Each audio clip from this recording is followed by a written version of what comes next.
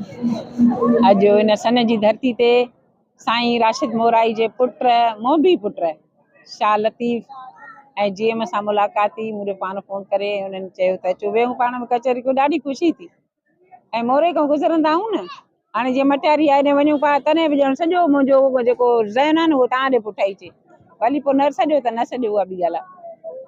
सो साईं राशिद मोराई हाणे हिकिड़ी शख़्सियत जो उन सां जेका पंहिंजी पहिरीं मुलाक़ात थी ऐं शहीद मक़सूद खान कुरैशी जी शहादत वक़्तु थी, जॾहिं उन्हनि खे साड़ियो वियो रते दरे में थी,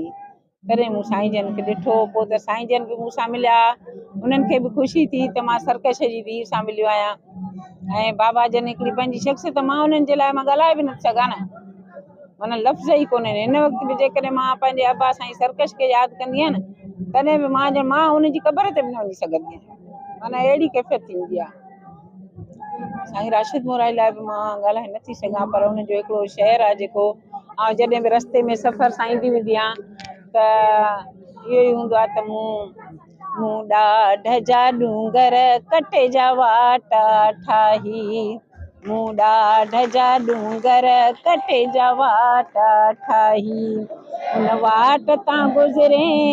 उन वाट तां गुज़रे त मूंखे यादि कंदो कर, मूं ॾाढ जा डूंगर कटे जा वाटा ठाही, जोखे में विधुमजी कयम जंगे अमुन लाइ, कयम जंगे अमुन लाइ, अनिया सां